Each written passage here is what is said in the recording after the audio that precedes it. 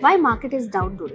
क्योंकि आज मार्केट में बहुत सारी नेगेटिव न्यूज आई जिसकी वजह से मार्केट में गिरावट देखने को मिली है। और सबसे बड़ी जो नेगेटिव न्यूज थी वो ये थी कि अहमदाबाद में एयर इंडिया का प्लेन क्रैश हुआ, जिसमें करीबन 200 से ज्यादा यात्रियों के सवार होने की अब तक खबरें आ रही हैं। अभी तक ये कंफर्म नहीं हुआ है कि उसमें कितने यात्री सवार थे या उसमें कितनी नुकसान हुआ है, लेकिन इस खबर से मार्केट में एक बहुत बड़ा जितना देखने को मिला और मार्केट में हमें लगातार गिरावट का सामना करना पड़ा। और उसके बाद क्या हुआ मार्केट में, इसके अलावा क्या क्या खबरें रही नेगेटिव, चलिए आपको वो भी बताते हैं। इसके अलावा जो खबरें रही वो ये रही कि 9 जुलाई की जो डेडलाइन है वो पास आ रही है और इसी को मद्देनजर रखते हुए यूएस प्रेसिडेंट डोनाल्ड ट्रंप ने एक बयान दिया है जिसमें उन्होंने कहा है कि वो जल्द ही लेटर जारी कर देंगे और उसमें जो कंट्रीज हैं उनको ये डील देंगे कि आइदर टेक इट और लीव इट, यानी कि अपने टैरिफ लगा देंगे और उनसे कहेंगे कि आपको रखना है तो रखिए वरना हम ये डील नहीं करेंगे। इसके अलावा मिडिल ईस्ट की जो बढ़ती टेंशन्स हैं, वीक ग्लोबल क्यूज और एफआईआईज जो है, एफआईआईज की जो सेलिंग होती है उसकी वजह से भी बाजार आज लाल निशान रहा। और सबसे बड़ी बात जो अहमदाबाद की हमने अभी बात की,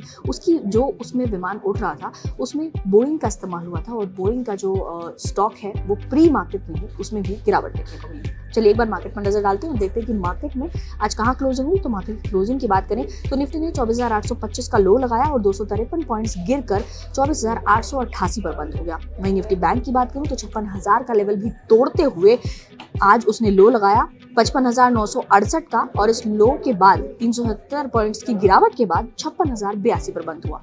इसके अलावा सेंसेक्स भी 823 पॉइंट्स गिरकर 81,691 पर उसने अपनी क्लोजिंग दी।